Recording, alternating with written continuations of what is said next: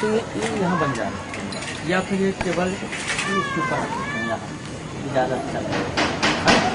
एक टेबल यहाँ लगवा एक वहाँ हो जाएगा, एक बाहर। हाँ तो फिर यही करवा लो, यहाँ दूसरा करवा लो, यहीं पर लगवा लो। वहाँ पर वो काम के लिए नहीं रखो।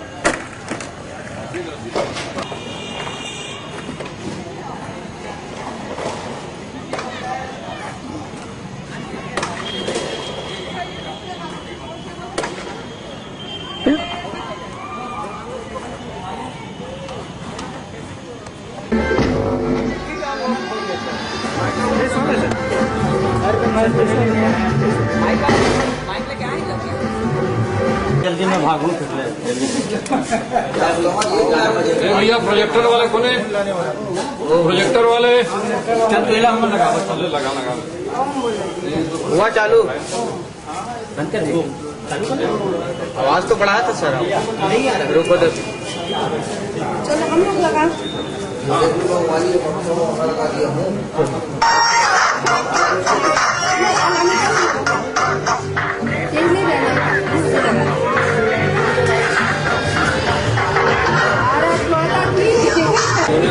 प्रकाश का वो है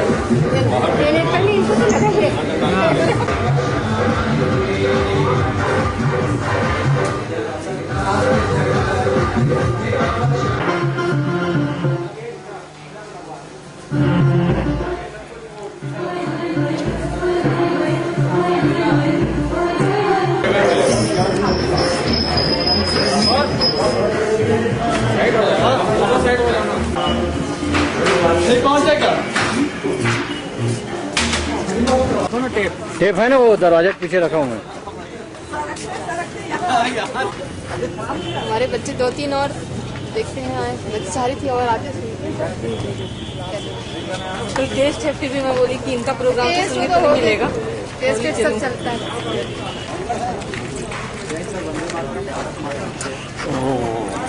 और आजकल आ नहीं रहा। आप खोज खबर नहीं ले रहे हो। अभी तो खराब बंदी हो गया खाली सब तो एक और आपको प्रेरणा मिलेगी। नहीं ऐसा नहीं है, प्रेरणा वाली बात है, अंदर से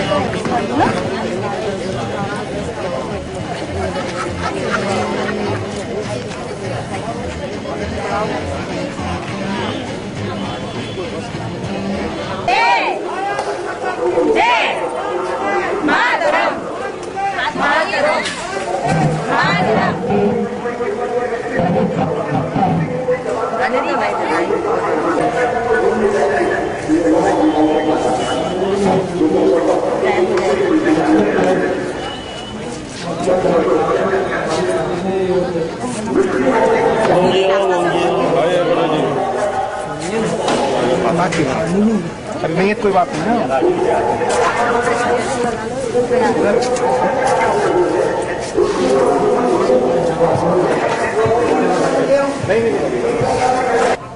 मीडिया के माध्यम से योग प्रशिक्षण प्राप्त कर चुके हैं हमारे सम्मानित संस्कारधारी के सम्मानित नागरिकों की ओर से हम उनका हृदय से स्वागत और अभिनंदन करते हैं। श्री राजीव दीक्षित जी का ऐतिहासिक उद्बोधन कुछ ही क्षणों में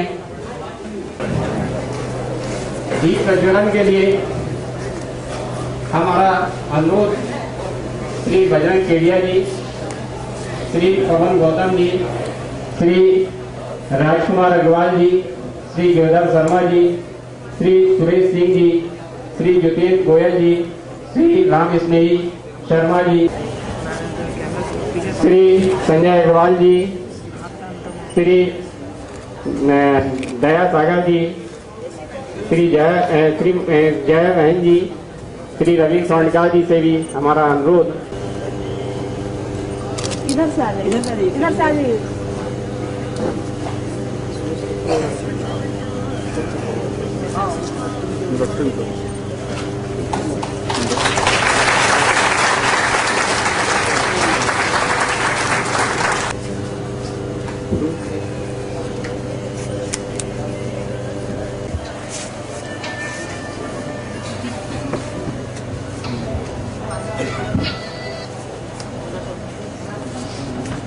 हाँ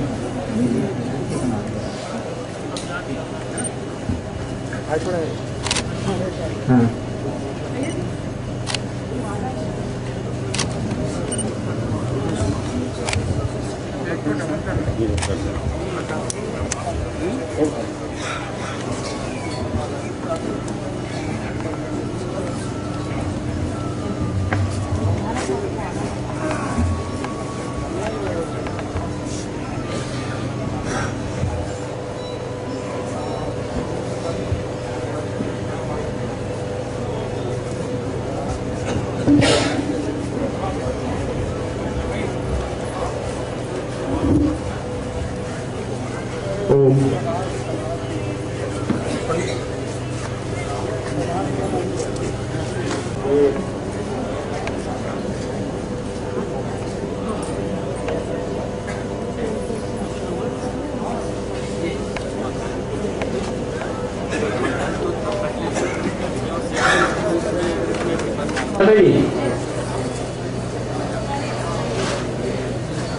जिले की महिला प्रभारी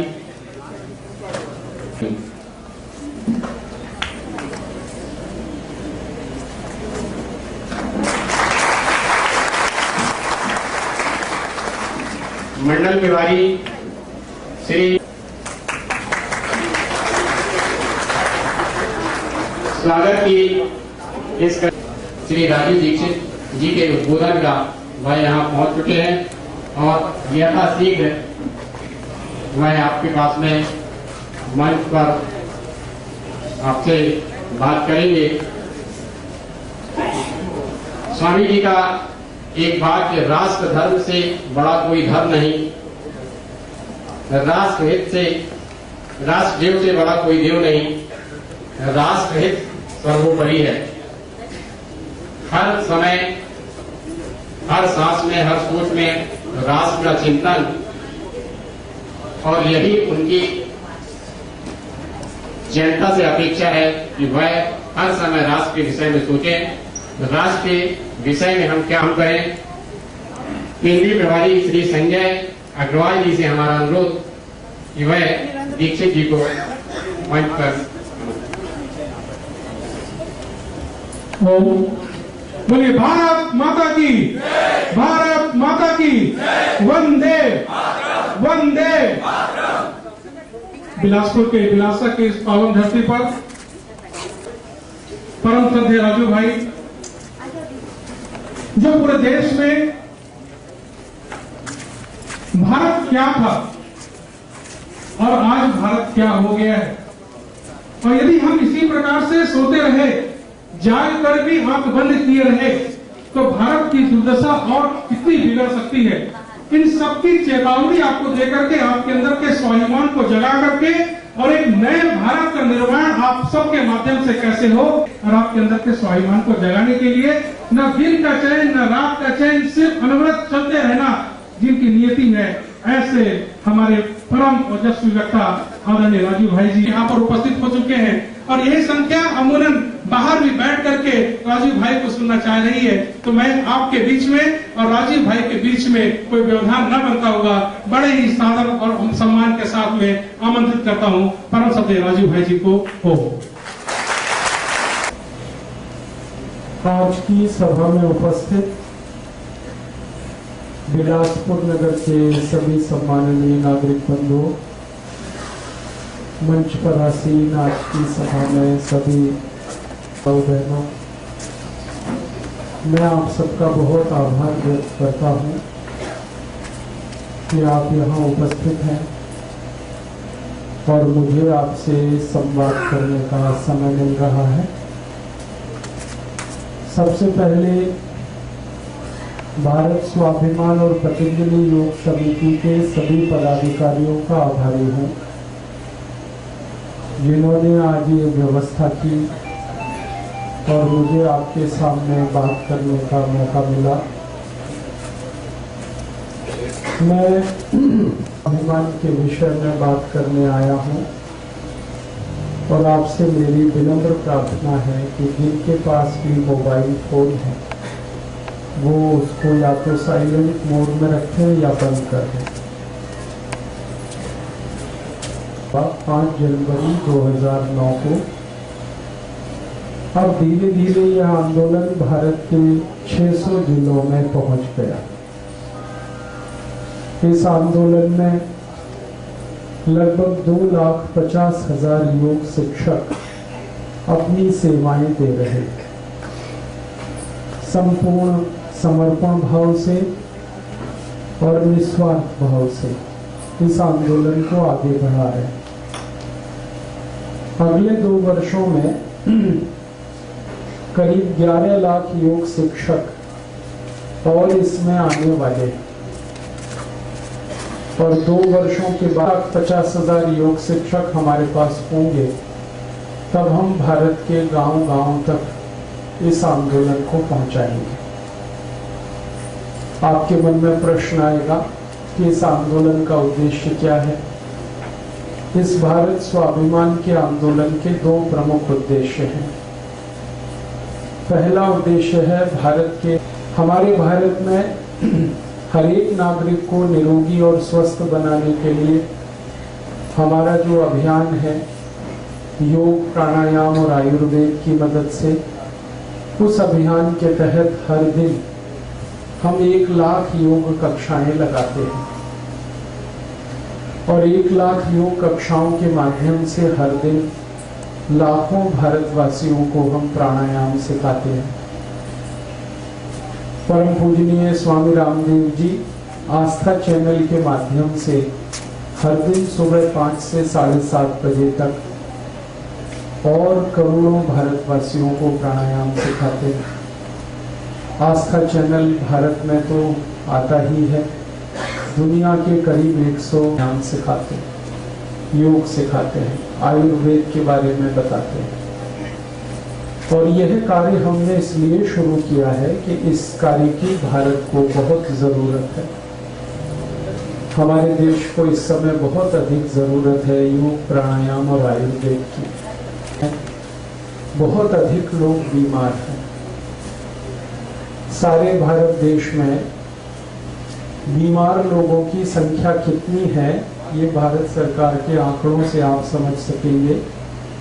अपने भारत में करीब 120, इसका मतलब ये हुआ कि 80% भारत बीमार। इसका मतलब ये हुआ कि अगर एक परिवार में 5 व्यक्ति माने जाएं, तो हर एक परिवार में औसतन 4 लोग बीमार। हमारे देश में लगभग 24 करोड़ परिवार हैं। हर परिवार में औसतन 4 लोग बीमार। सबसे बड़ी जो बीमारी है हमारे देश में खून की कमी। हमारे भारत देश में सबसे बड़ी बीमारी है एनीमिया। लगभग हमारे देश की 40 करोड़ माताएं, बहनें इस एनीमिया बीमारी की शिकार है और 30 करोड़ भाई हमारे देश में पुरुष इस बीमारी के शिकार है। 70 करोड़ लोग तो एनीमिया नाम की बीमारी से ही पीड़ित हैं। ये सबसे बड़ी बीमारी है संख्या के हिसाब से। इसके बाद सरकारी आंकड़े बताते हैं कि 5 करोड़ 70 लाख लोगों को भारत में डायबिटीज है और ये इतनी खतरनाक तेजी से फैल रही है डायबिटीज कि हर 2 मिनट में एक व्यक्ति की मौत हो रही है इस देश में डायबिटीज से। हर 2 मिनट में एक व्यक्ति मर जाता है डायबिटीज के कारण और हर 1 मिनट में कोई ना कोई ऐसे कॉम्प्लिकेशंस हो जाते हैं डायबिटीज के कि व्यक्ति का जीवन हमेशा के लिए खराब हो जाता है। या तो किडनी फेल हो सकती है या तो लीवर में कोई बड़ी, जिनको आंखों के रोग है। बहुत सारे भारतवासी हैं जिनको आंखों में ग्लूकोमा है, रेटिनल डिटैचमेंट है, मायोपिया है, कलर ब्लाइंडनेस है, डे ब्लाइंडनेस है, नाइट ब्लाइंडनेस है और करोड़ों भारतवासियों की आंखों की बहुत सारी बीमारी, दमा है, अस्थमा है, ब्रोंकियल अस्थमा है, ट्यूबरकुलोसिस है। इसी तरह से 17 करोड़ भारतवासी हैं जिनको घुटनों में दर्द है, कमर में दर्द है, हम जिसको आर्थराइटिस कह सकते हैं, गठिया, संधिवात, ये 17 करोड़ लोगों को है। 20 करोड़ भारतवासी ऐसे हैं जिनको या तो हाइपरटेंशन है या हाइपोटेंशन, या तो उनका ब्लड प्रेशर बढ़ गया या तो बहुत कम हो गया। और 27 करोड़ भारतवासियों के बारे में सभी हैं जिनको हर समय कुछ ना कुछ बीमारी है, या तो उनको ये सब सूक्ष्म पोषक तत्वों की कमी के चलते बच्चे या तो शारीरिक विकलांग हैं या मानसिक विकलांग। हमारे भारत में लाखों बच्चे हैं जिनको प्रोटीन बहुत कम है, जिनको कार्बोहाइड्रेट्स पूरे नहीं मिल पाते, जिनके शरीर में विटामिन की कमी है, शरीर की आवश्यकता की पूर्ति करने वाले रासायनिक तत्व नहीं है। और ये कारण है हमारी माताओं में खून की कमी होने का। अपने भारत में बड़ी दुर्भाग्य की स्थिति है कि एक साल में 2 करोड़ 38 लाख बच्चों का जन्म होता है। इसमें से 56 लाख बच्चे जन्म लेने के कुछ महीनों में और कुछ 1 साल में मर जाते हैं। 80 से 90 लाख बच्चे एक तरफ सरकार बहुत सारी सुविधाएं बढ़ा रही है, चिकित्सा का तंत्र बहुत बड़ा हो गया। मैं आपको कुछ पुराने आंकड़ों के हिसाब से करूं तो आपको अंदाजा तुरंत लगेगा। जैसे हम 1951 में इस देश में दवाएं बहुत कम बनाते थे, हमारे भारत में दवाएं बहुत कम बनती थी। दवा बनाने वाली मुश्किल से 10-12 कंपनियां होती थी। आज भारत में दवा बनाने वाली कंपनियों की संख्या सेंडोज है, हेक्स्ट है, पार्कडेविस है, जर्मन रेमेडीज है, एली लिली है, रेनबैक्सी है, कैडिला है, सिक्ला है, टोरेंट है, ऐसी 24,000 कंपनियां हैं। इसमें अब 84,000 दवाएं बन रही हैं। तो दवाओं की कोई कमी नहीं है इस देश में। फिर बीमार लोग भी प्रश्न है। और एक बात कहूँ आपसे, जब 1951 में हमारी जनगणना शुरू हुई थी तब पता चला था कि भारत में हॉस्पिटल्स बहुत कम थे उस समय। गिने चुने उंगलियों पर 15-20 हॉस्पिटल हुआ करते थे पूरे देश में। आज भारत में 36,000 हॉस्पिटल्स सरकारी स्लाइड है। उस ग्रुप की मैक्सिमम मेडिसिन हमारे बच्चों को दी जाती है। और जब हमने रिसर्च किया तो पता चला कि ये लिमोसुलाइड मेडिसिन दुनिया के 100 से ज्यादा देशों में 20 साल पहले बैन हो चुकी है। अमेरिका में ये मेडिसिन बैन है, कनाडा में बंद है, जर्मनी में बैन है, फ्रांस में बैन है, स्वीडन, स्विट्जरलैंड, डेनमार्क, नॉर्वे में ये दवा बंद है, ब्रिटेन में ये दवा बंद है। दुनिया के सबसे अमीर जो और विकसित देश माने जाते हैं वहां तो सब जगह बंद है ही, और दुनिया में जो कम अमीर और कम विकसित माने जाते हैं वहां भी बंद है। कारण बहुत साइड इफेक्ट्स हैं इस दवा के। हजारों बच्चे दुनिया में इस लिमोसुलाइड दवा को खाने के बाद अंधे हो गए। स्थिति में ये दवा खाएंगे तो आपको आंतों में घाव हो जाएगा, इंटेस्टाइन में घाव, अल्सर जिसको हम कहते हैं। और वो जल्दी आपने घाव नहीं भर पाया तो वो कैंसर में भी बदल सकता है। इसलिए दुनिया भर के डॉक्टर सब क्विलोक्विनोल का प्रिस्क्रिप्शन बंद कर चुके हैं। ऐसे ही 2 मेडिसिन है, मैक्साफॉर्म और एंट्रोबायोफॉर्म, कि दुनिया भर में बंद हो चुकी हैं 25-30 साल पहले। कई देशों में तो 40 साल पहले बंद है, लेकिन भारत में तो धड़ल्ले से बिक रही। और दुर्भाग्य से ऐसी भारत में 83,650 दवाएं बिक रही। मैंने तो 2-3 के ही नाम लिए क्योंकि समय की बहुत कमी है, ज्यादा देर में इसमें बात नहीं कर पाऊंगा। लेकिन आपको मैं कहना चाहता हूं कि इतना बड़ा घोटाला हमारे देश में चिकित्सा के क्षेत्र में चल रहा है कि जो जहरीली दवाएं हैं, बेकार की दवाएं हैं, जिनकी हमें कोई जरूरत नहीं है, वो हमें खिलाई जा रही है। आप बोलेंगे इसका कारण क्या है? इसका कारण है भ्रष्टाचार, करप्शन। ऐसी है जो दूसरे देशों से आई है, मल्टीनेशनल से, विदेशी कंपनी, और वो ऐसी दवाएं बना रही हैं जिनको वो अपने देशों में नहीं बनाते। मैं आपको नाम लेके बताऊंगा। एक बहुत बड़ी कंपनी है, उसका नाम है प्रॉक्टर एंड गैम्बल। ये अमेरिका से आई है और ये भारत में एक ऐसी दवा बनाती है जिसको अमेरिका में वो कभी भी नहीं बना सकते, क्योंकि अमेरिका में वो मेडिसिन कई साल पहले बंद हो चुकी है। आराम से मिल जाए, कोई तकलीफ नहीं है। और अगर छोटी मोटी कोई तकलीफ आई तो प्राइम मिनिस्टर ऑफिस तो बिल्कुल ग्रीन सिग्नल दे सकता है, आपको प्राइम मिनिस्टर ऑफिस से मिल जाए जहर बनाने का लाइसेंस मिलता है। मैं ये ऐसी हवा में बात नहीं कर रहा हूं। एक अमेरिकन कंपनी हमारे यहाँ आई थी, यूनियन कार्बाइड। इसको एक ऐसा जहर बनाना था जो दुनिया में कहीं नहीं बनता।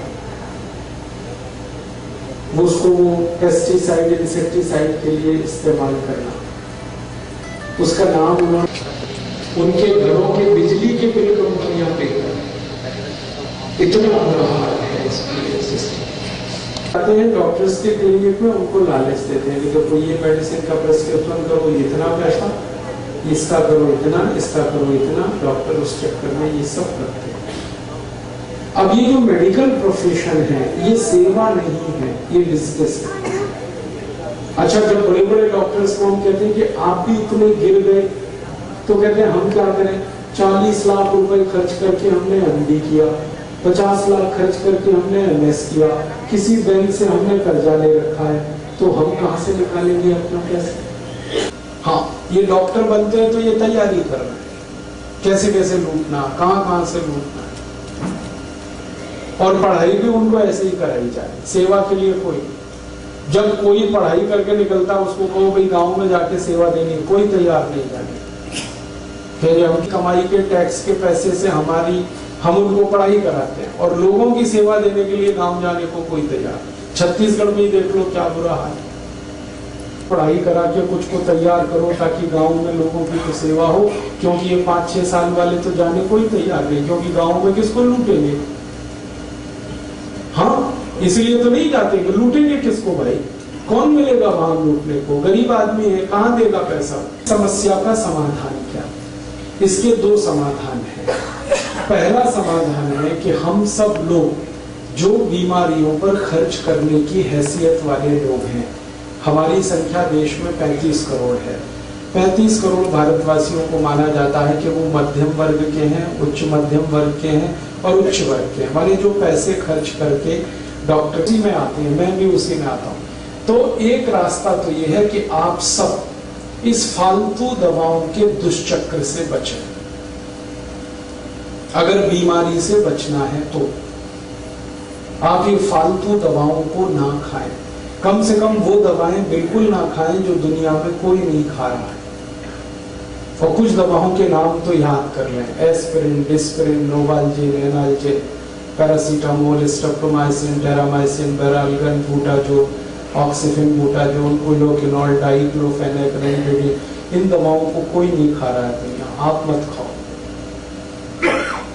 और इसके साथ साथ अगर हिम्मत है आप में तो मैं तो आपसे कहूंगा कि एक कदम और आगे बढ़ाओ। बेईमान डॉक्टर को कभी भी मत जाओ, उसके पास मत जाओ।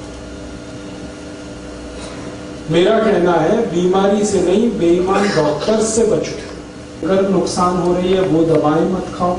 एक दवा के 100 साइड इफेक्ट्स हैं, वो कभी भी मत खाओ। और ऐसे बेईमान डॉक्टर्स के पास मत जाओ जो फालतू ऑपरेशन करते हैं, बहुत सारी दवाएं लिखते हैं। एक बीमारी के लिए एक ही दवा काफी होती है। 15-20 दवाएं अगर डॉक्टर लिख रहा है तो समझ लेना बहुत बड़ा कमीशन खोर है।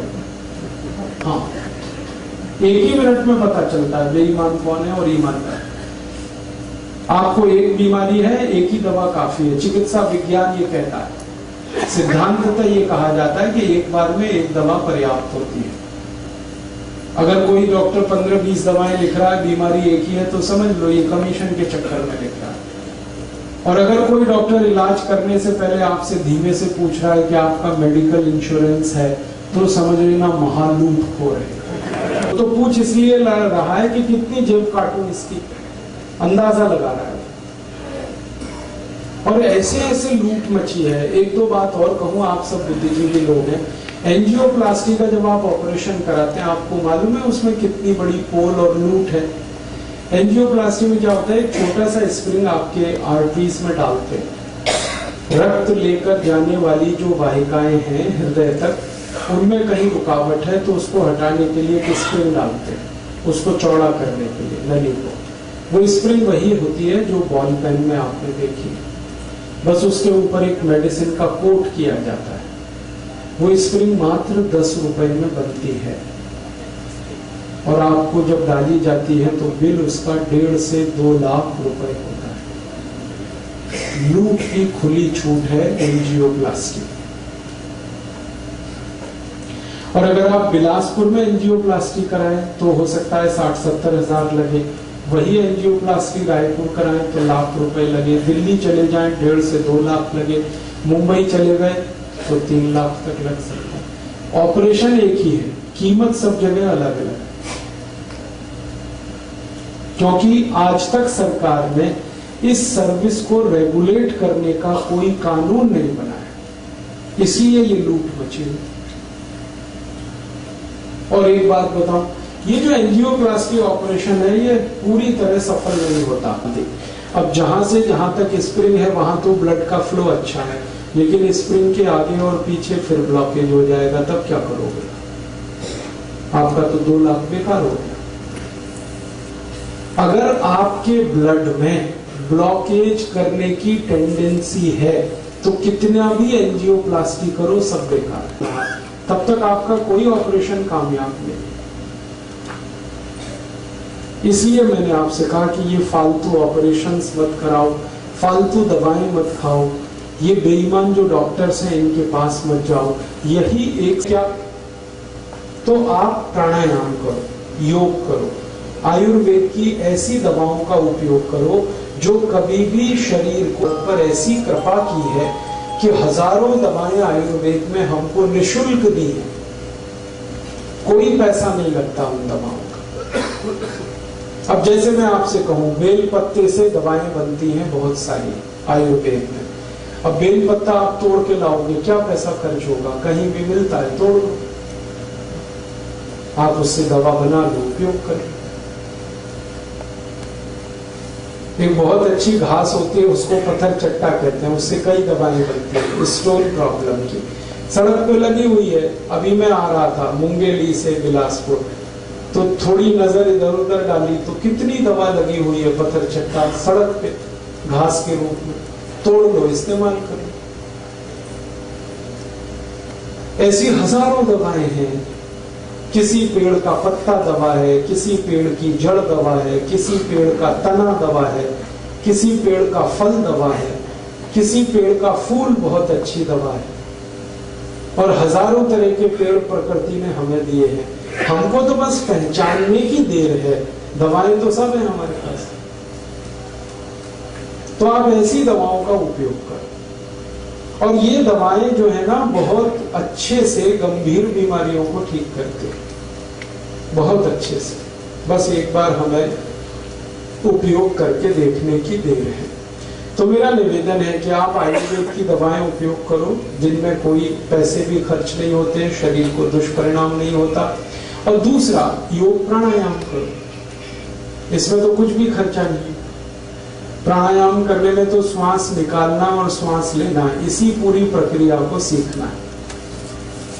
और पिछले 10 वर्षों में परम पूजनीय स्वामी रामदेव जी ने भारत के और भारत के बाहर के करोड़ों लोगों को प्राणायाम सिखा कर हर उस बीमारी से ठीक कर दिया जो एलोपैथी में कभी ठीक नहीं होती। आप जानते हैं डायबिटीज का कोई ट्रीटमेंट नहीं है एलोपैथी में, लेकिन प्राणायाम से ठीक होती है। हाइपरटेंशन का ट्रीटमेंट नहीं है एलोपैथी में, और हाइपोटेंशन की तो दवा नहीं है एलोपैथी में, ये प्राणायाम से दोनों ठीक हो जाते हैं। अर्थराइटिस का कोई ट्रीटमेंट नहीं, गाउट का कोई ट्रीटमेंट नहीं, लेकिन प्राणायाम से ठीक होता है। हमारे शरीर में कई गंभीर बीमारियां हैं, माताओं को गर्भाशय में गांठ हो जाए, ट्यूमर हो जाए, कोई नहीं करेगा ठीक उसको एलोपैथी में, प्राणायाम से ठीक होता है। ब्रेन ट्यूमर ठीक होता है, यूट्रस ट्यूमर ठीक होता है, ओवरी का ट्यूमर ठीक हो जाता है, सर्विक्स का कैंसर ठीक होता है, थ्रोट कैंसर ठीक हो रहा है, ओसियोफेगस ट्यूब कैंसर ठीक हो रहा है। कैंसर में प्राणायाम काम कर रहा है और कैंसर ठीक हो रहा है। और कैंसर इतने अच्छे से और अब अमेरिकन साइंटिस्ट आने वाले हैं। जनवरी के महीने में बहुत बड़ा कॉन्फ्रेंस हो रहा है हरिद्वार में, इंटरनेशनल कॉन्फ्रेंस हो रहा है। उसमें आ रहे हैं बहुत सारे विशेषज्ञ ये सीखने जानने कि कैंसर कैसे ठीक हो रहा है प्राणायाम से। तो जब प्राणायाम से कैंसर ठीक हो रहा है, डायबिटीज ठीक हो रही है, हाइपरटेंशन ठीक हो रहा है, अर्थराइटिस ठीक हो रहा है, दमा अस्थमा ठीक हो रहा है, ट्यूबरकुलोसिस ठीक हो रहा है, जो बीमारियां बिल्कुल लाइलाज मानी जाती हैं दुनिया में वो ठीक हो रही है, तो हम क्यों ना इसका उपयोग करें, फालतू में एलोपैथी के चक्कर में पैसे बर्बाद करें। तो मेरी आपको यही एक सलाह है, निवेदन है कि आप प्राणायाम करें, योगासन करें और आयुर्वेद की कुछ दवाओं का उपयोग कर लें, तो आपकी लगभग हर बड़ी बीमारी आप ठीक कर पाएंगे।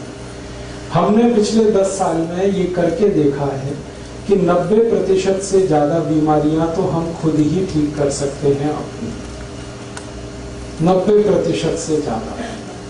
हमारे भारत देश को हम एक स्वस्थ देश बना सकते हैं, सुखी देश बना सकते हैं बिना एक पैसा खर्च किए, बस हमें थोड़ा प्रयास करना है। तो आपसे मेरी यही दरखास्त, जरूरत पड़ने पर आयुर्वेद की दवाएं उपयोग करें। आप ये जरूर पूछ सकते हैं कि हमें पता नहीं है तो मैं आज आपको कुछ जरूर गंभीर बीमारियों के बारे में बताना चाहता हूँ।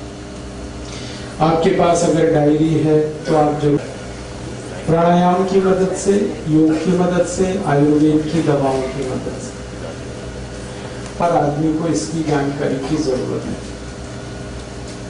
मैं शुरू करता हूं डायबिटीज से, जो सबसे खराब बीमारी है। डायबिटीज भारत में 5,70,00,000 लोगों को है और 3 करोड़ को हो जाएगी अगले कुछ सालों में, सरकार ये कह रही है। हर 2 मिनट में एक मौत हो रही है डायबिटीज से और कॉम्प्लिकेशंस तो बहुत हो रहे हैं। किसी की किडनी खराब हो रही है, किसी का लीवर खराब हो रहा है, किसी को ब्रेन हेमरेज हो रहा है, किसी को पैरालिसिस हो रहा है, किसी को ब्रेन स्ट्रोक आ रहा है, किसी को कार्डियक अरेस्ट हो रहा है, किसी को हार्ट अटैक आ रहा है। कॉम्प्लिकेशंस बहुत हैं, खतरनाक हैं डायबिटीज के। तो ऐसी स्थिति में हम क्या करें? मेरी तो एक छोटी सी आपको गुजारिश है, सलाह है कि आप इंसुलिन पर ज्यादा निर्भर ना करें, क्योंकि ये इंसुलिन है ना भस्त्रिका प्राणायाम, 5 मिनट रोज सवेरे खाली पेट, डायबिटीज के हर एक पेशेंट को 5 मिनट भस्त्रिका। भस्त्रिका तो बहुत सरल है, आराम से बैठ जाएं जैसे मैं बैठा हुआ और आपकी उंगली और अंगूठे को इस तरह से स्पर्श करें ध्यान मुद्रा में और लंबी सांस भरें, लंबी सांस छोड़ें, बस यही है भस्त्रिका। धीरे धीरे सांस भरें, धीरे धीरे सांस छोड़ें, लंबी सांस भरें, गहरी सांस छोड़ें। इसको 5 मिनट लगातार करें। इसके बाद कपालभाति, कपालभाति आधा घंटे करें, लगातार करें। कपालभाति में क्या है?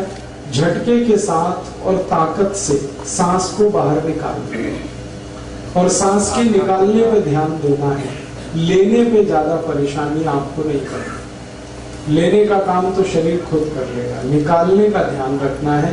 झटके से सांस निकालनी है, ताकत से निकालनी। और जब सांस निकालेंगे तो पेट अंदर जाएगा, बस सीधी सी बात। एक बार मैं आपको दिखाता हूं, आपको तुरंत समझ में आ जाएगा।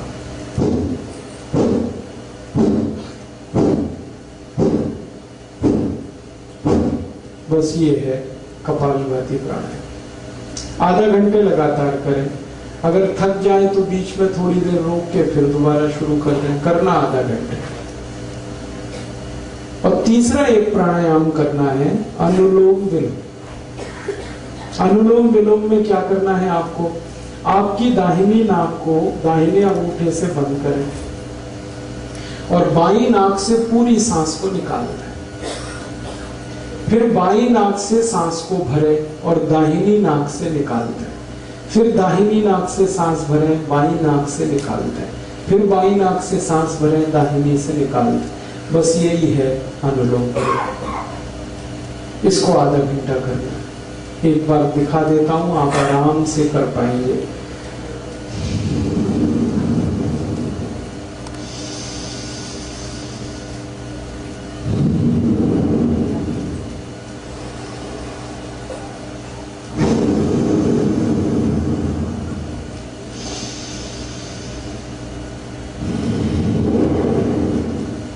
बस आधा घंटे ये कर दें, अनुलोम विलोम, आधा घंटे कपालभाति, 5 मिनट भस्त्रिका। ये बहुत अच्छा ट्रीटमेंट है डायबिटीज के लिए। और इसके साथ आप चाहें तो आयुर्वेद की एक दवा जरूर ले लें। हमारे पतंजलि चिकित्सा केंद्र में तो मधुनाशिनी वटी एक आयुर्वेदिक दवा है जो डायबिटीज के लिए है, वो मिलती है। लेकिन आप चाहें तो अपने घर में भी बना सकते। 100 ग्राम मेथी का दाना ले लें और इसको धूप में सुखाकर पत्थर पे पीस के इसका पाउडर बना लें।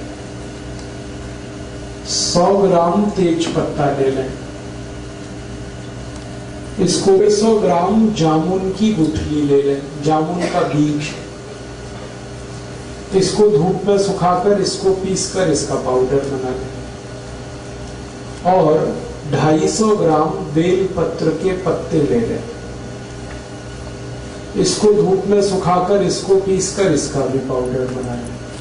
तो 250 ग्राम बेलपत्र के पत्ते, उसको सुखाकर पीस के पाउडर बनाना। 150 ग्राम जामुन का बीज या जामुन की गुठली, उसको सुखाकर पीसकर पाउडर बनाना।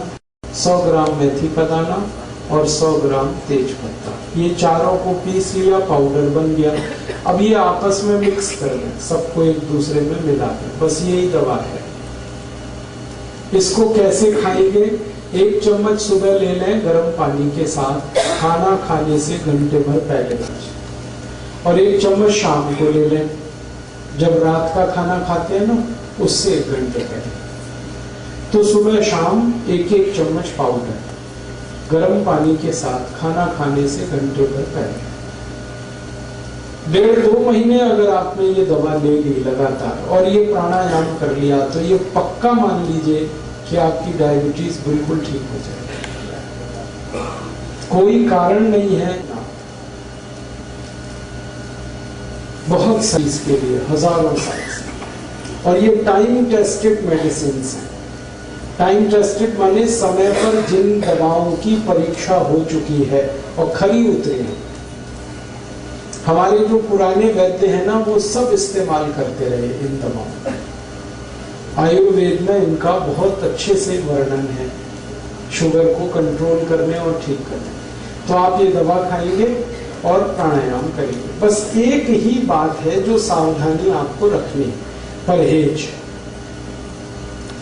डायबिटीज के सभी मरीजों को थोड़ा परहेज करना है, और परहेज ऐसा करना है कि ज्यादा चीजें ऐसी खाएं जिनमें फाइबर हो, रेशा ज्यादा हो, high fibre low fat diet, घी तेल वाली डाइट कम हो और फाइबर वाली ज्यादा हो, रेशेदार चीजें ज्यादा खाएं। सब्जियां सब में रेशे हैं वो खाएं। दाल जो खाएं वो छिलके वाली खाएं, क्योंकि उनमें रेशा बहुत होता है। छिलके वाली सब दाल खाएं। मोटा अनाज ज्यादा खाएं, मोटे अनाज में फाइबर बहुत होता है, तो मोटा अनाज खाएं। दाल सभी छिलके वाली, सब्जियां भरपूर खाएं। फल आदि ज्यादा ऐसे खाएं जिनमें रेशा बहुत है। तो आपको ऐसी डाइट लेनी है जो हाई फाइबर है और फैट में कम है। और दूसरा एक परहेज है, चीनी ना खाएं, चीनी छोड़, क्योंकि डायबिटीज की इस पूरी बीमारी को ठीक होने में चीनी सबसे बड़ी रुकावट है। आप जो चीनी खाते हैं ना, इसमें तकलीफ ही तकलीफ है। आपको 1-2 बात मालूम है चीनी के बारे में कि इसमें कोई ऐसा, ये तो एक बात है, और जिसके साथ आप इसे खाओगे उसे भी हजम नहीं होने देगा। जैसे खाने के साथ आपने चीनी खाई, तो चीनी तो हजम होगी नहीं, खाने को भी नहीं हजम होने देगी। इसमें है क्या जो आप खा रहे हो? मीठापन भी उसका आपके काम का नहीं है। देखो, जो मीठापन हमारे बहुत काम आता है उसका नाम है फ्रक्टोज।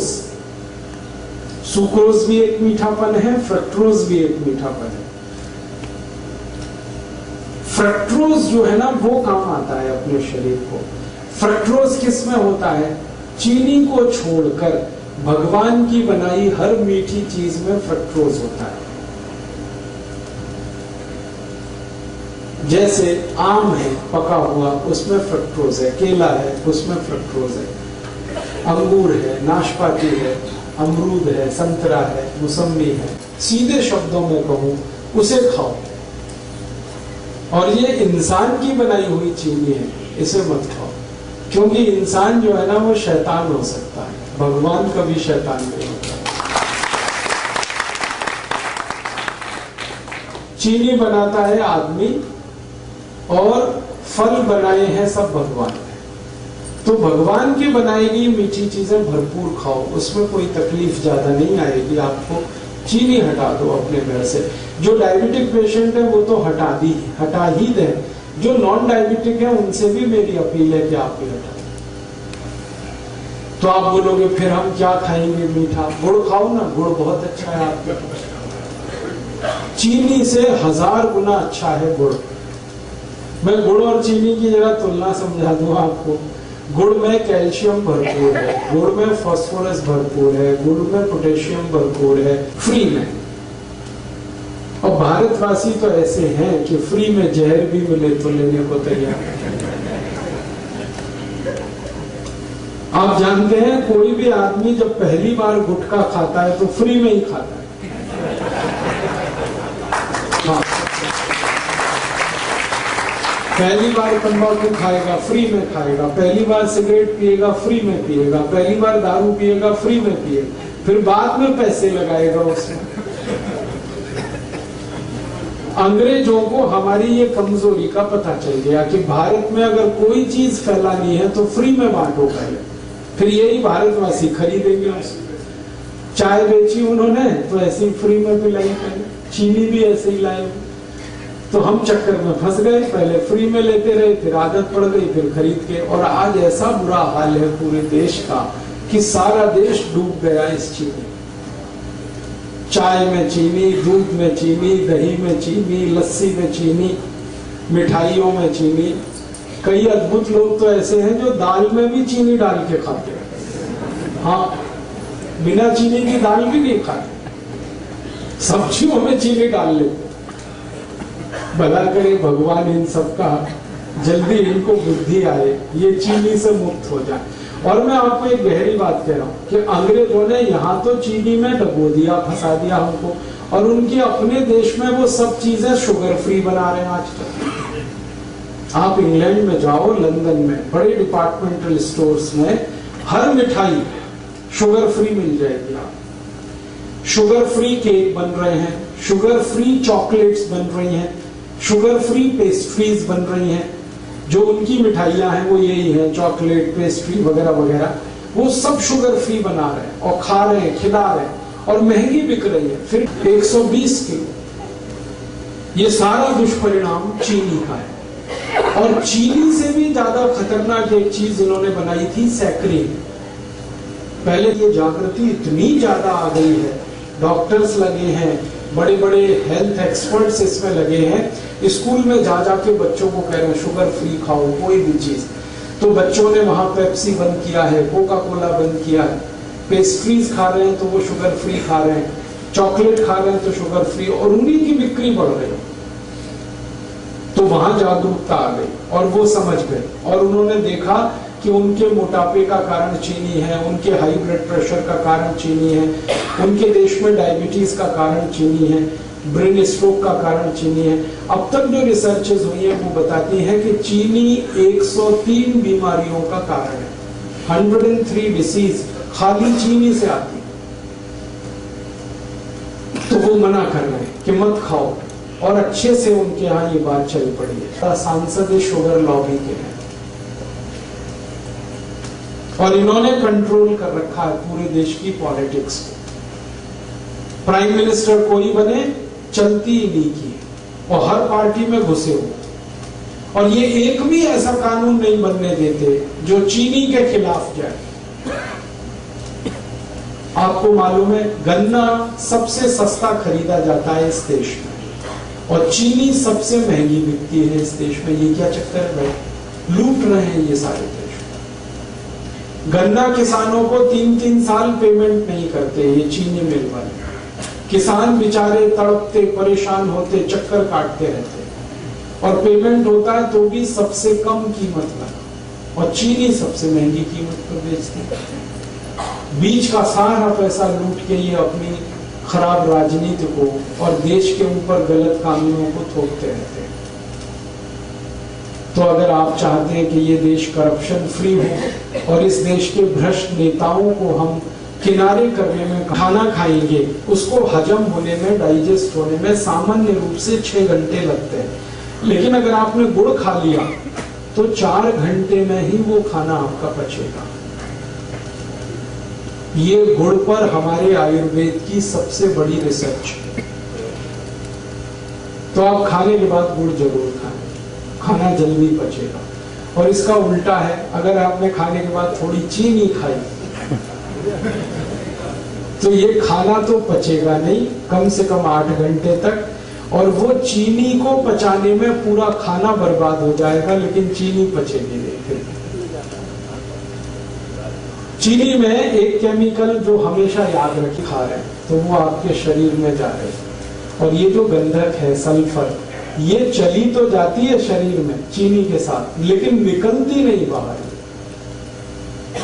हमारे शरीर की ऐसी व्यवस्था है जिसमें कोई गंदगी, कोई कचरा गया तो या तो यूरिन के साथ निकल जाएगा, पेशाब के साथ, नहीं तो स्टूल के साथ, मल के साथ, नहीं तो पसीने के साथ निकल जाएगा, कभी जरूरत हुई तो बलगम के साथ निकल जाएगा। भगवान ने व्यवस्था बनाई, लेकिन चीनी का जो सल्फर है ये नहीं निकलता, ये जमा होता रहता है, रक्त में जमा होता है, खून में जमा होता है। और एक लिमिट जब ये क्रॉस कर जाते, भारत से गए तो चीनी भी उनके साथ हम भेज देते, सारी चीनी मिलें उठा के वो ले जाते यहाँ से, क्योंकि इसमें कबाड़ और कचरा है और कुछ है नहीं, तो देश का भला हो जाता। वापस हम फिर गुड़ खाने लगते, गुड़ बनाने लगते, लेकिन वो नहीं हुआ। अंग्रेजों को भगा दिया, चीनी को रख लिया, और आप स्वस्थ बनेंगे, निरोग बनेंगे, ये मैं आपको गारंटी दे रहा हूँ। आप चीनी छोड़ के आज से शुरू करके देखिए, 15 दिन में वेट कर लीजिए, आपको आश्चर्य लगेगा कि आपका वजन कम हो रहा है। 15 दिन में कितना भी वेट आपका बढ़ा है, चीनी छोड़ के देखिए, सब वजन कम हो जाए। तोन बाहर निकली है, पेट बाहर निकला है, चीनी छोड़ के देखिए, पेट अंदर चला जाए। घुटने का दर्द है, कमर का दर्द है, कंधे का दर्द है, सब में आराम हो जाए। नींद अच्छी नहीं, छोड़ के देखिए, कम हो जाए। माइग्रेन आपका जो है ना बहुत तकलीफ दे रहा है, चीनी छोड़ के देखिए, खत्म हो। एक चीनी छोड़ते ही बहुत तरह के रिलीफ होना शुरू होते हैं, और आप सबसे बड़ा रिलीफ ये पाएंगे कि आपको शरीर हल्का लगेगा हर तरह से। छोड़ के देखिए, हमने हजारों की छुड़वाई और सब एक ही बात कहते हैं, वजन कम हो गया, पहले से अच्छी नींद आ रही है, घुटने का दर्द कम हो गया, कमर का दर्द कम हो गया, कई तरह की सर्दी, जुकाम, तरह तरह की स्नोफीलिया, साइनस जैसी बीमारियों में रिलीफ आया, क्योंकि खून शुद्ध होने लगा ना, तो सब ठीक ही होने वाला है। तो आप इसको करिए और दूसरों को भी बताइए, और आप इस काम को थोड़ा गंभीरता से कर पाए तो आप स्वस्थ होने के रास्ते पर आगे बढ़ जाएंगे, बीमारियां बहुत कम हो जाएंगी। तो डायबिटीज के बहाने मैंने आपसे ये बात कही, थोड़ा जल्दी जल्दी 2-3 बातें और कह दूं। सबकी बात करी, हाई ब्लड प्रेशर आपको है तो आप तीनों प्राणायाम करिए, भस्त्रिका 5 मिनट, कपालभाति आधा घंटा, अनुलोम विलोम आधा घंटा, और हर दिन थोड़ी कुछ आयुर्वेदिक दवाएं ले लीजिए जो घर में ही है। जैसे एक बहुत अच्छी दवा आपके घर में है दालचीनी, दालचीनी मसाले के रूप में आप यूज करते हैं, वो आप खाइए। आधा चम्मच शहद, आधा चम्मच दालचीनी, गर्म पानी के साथ, बहुत अच्छी दवा है। इन दोनों में से कोई एक, या तो वो या तो वो। दूसरी, आधा चम्मच लीजिए, 1 गिलास गर्म पानी में रात को भिगा दीजिए, रात भर पड़ा रहने दीजिए उसको पानी में, सवेरे उठकर पानी को पी लीजिए और मेथी दाने को चबा के खा लीजिए। ये बहुत जल्दी आपका हाई बीपी ठीक करेगा, 1.5 से 2 महीने में बिल्कुल नॉर्मल कर देगा। और एक तीसरी दवा है हाई बीपी के लिए, अर्जुन की छाल। अर्जुन एक वृक्ष होता है, कहीं भी मिलता है, छत्तीसगढ़ में तो शायद हर जिले हर गांव में मिल जाता है। ये वृक्ष का 25-30 रुपए किलो में मिलेगी, बहुत सस्ती। इस अर्जुन की छाल को धूप में सुखा के पत्थर में पीस के बना लीजिए इसका पाउडर। आधा चम्मच पाउडर आधा गिलास गर्म पानी मिला के ले लीजिए। बहुत अच्छा होगा कि आधा चम्मच अर्जुन छाल पाउडर को आधा गिलास गर्म पानी में अर्जुन की छाल। और एक अच्छी दवा है अपने घर में, उसका नाम है लौकी का रस। 1 कप 5 पुदीना पत्ता, 5 तुलसी पत्ता मिला के 3-4 काली मिर्च पीस के ये सब डाल के पीना, बहुत अच्छे से आपका बीपी ठीक करेगा और ये हृदय को भी बहुत व्यवस्थित कर देता है। परम पूजनीय स्वामी रामदेव जी ने पिछले 10 वर्षों में करोड़ों भारतवासियों को लौकी का रस पिलाया और गंभीर रोग ठीक हुए उनके। डायबिटीज ठीक हुई, हाई बीपी ठीक हुआ। आज स्थिति ये है कि जो लौकी कभी 2 रुपए किलो बिका करती थी, अब वो 20 रुपए किलो हो गई, क्योंकि डिमांड बढ़ी ना तो कीमत बढ़ गई। हमें इसका कोई अफसोस नहीं। अगर थोड़ी कीमत भी बढ़ी तो फायदा किसी किसान को ही मिल रहा। आप चाहें तो लौकी को अपने घर में भी लगा सकते हैं। थोड़ी भी कच्ची जमीन है, लौकी आराम से होती है। और लौकी के बारे में कहा जाता है कि खराब से खराब जमीन पे लौकी की बेल फैला दीजिए तो नीचे का तापमान कम हो जाएगा, अंदर का। लौकी तो मिलेगी फ्रेश, घर के अंदर का तापमान कम हो जाए, करके देखा मैंने। और इसमें कम से कम 3 से के भी पास है, 10 फीट लंबी 10 फीट चौड़ी। तो इसमें कम से कम 100 वर्ग फीट की छत में 5,000 रुपए की लौकी पैदा कर सकते हैं।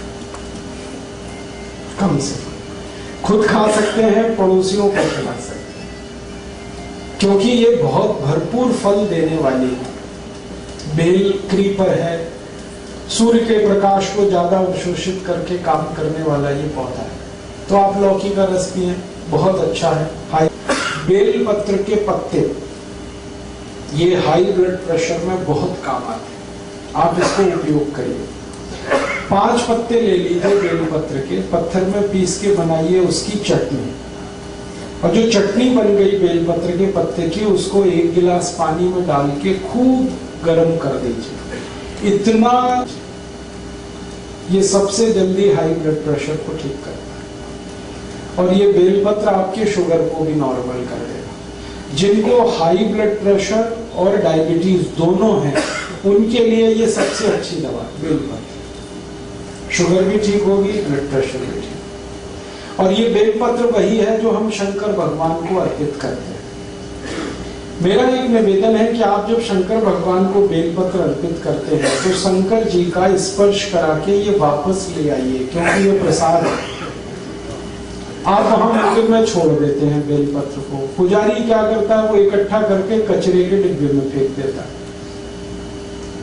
मैंने इसका हिसाब निकाला था कि जितने शंकर जी के मंदिर भारत में हैं, सावन के महीने में, सावन का महीना सबसे ज्यादा, हम आधा कप रोज सुबह खाली पेट।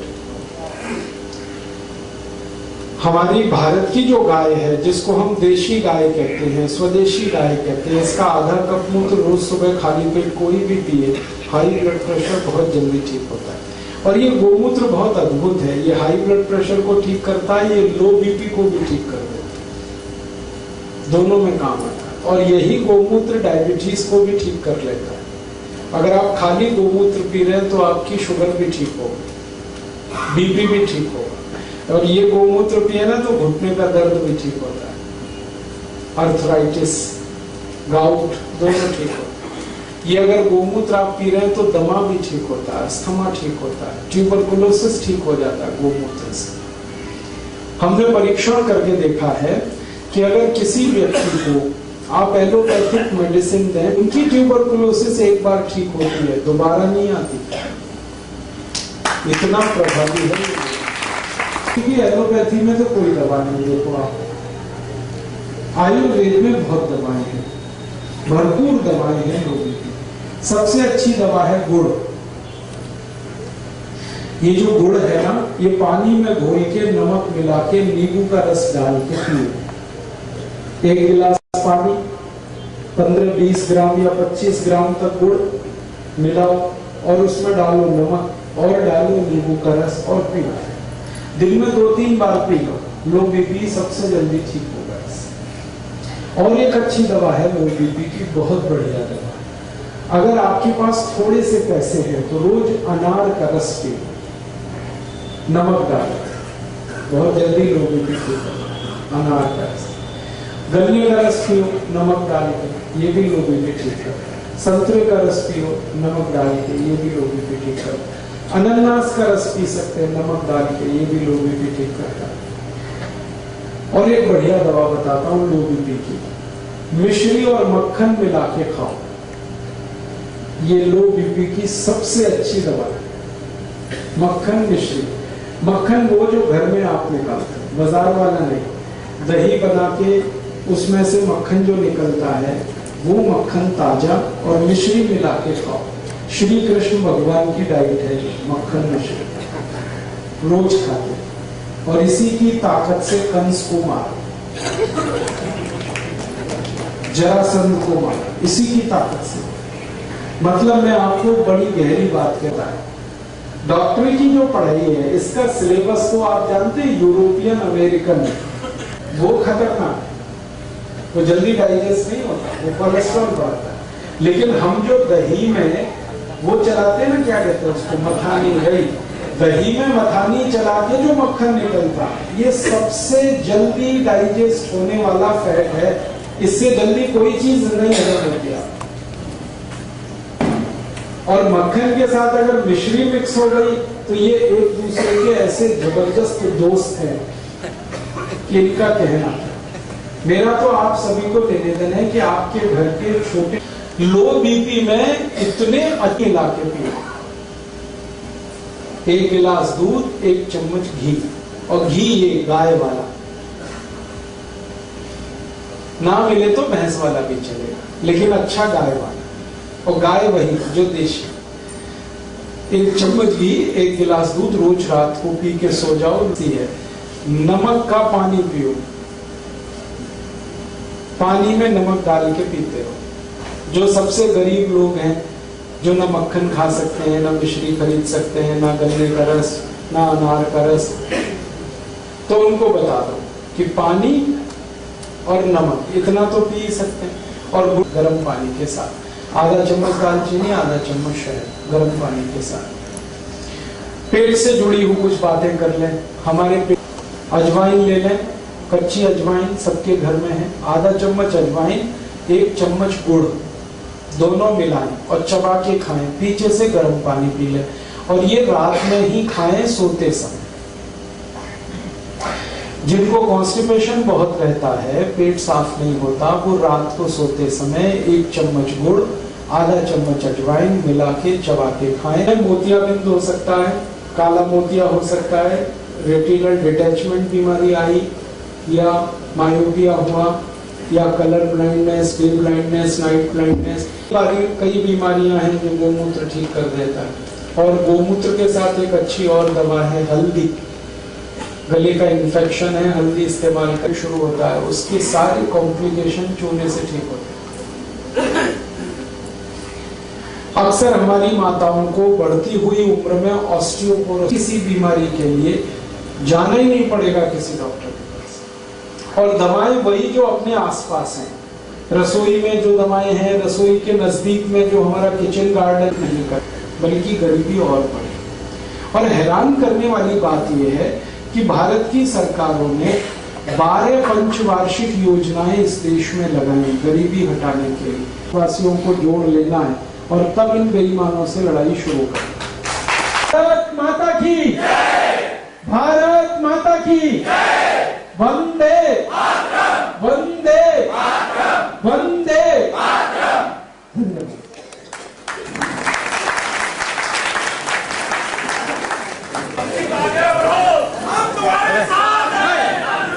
आप सभी उपस्थित महानुभाव, परम आदरणीय श्रद्धेवान, आज इस कार्यक्रम को जो आयोजित किए हमारे परम श्रद्धेय संजय अग्रवाल जी, जो हमारे संरक्षक हैं, आदरणीय दयाशंकर जी जो पता सम्मानीय अध्यक्ष हैं, आदरणीय रविंद्र सोनकार जी जो हमारे केंद्रीय प्रभारी हैं, जया बहन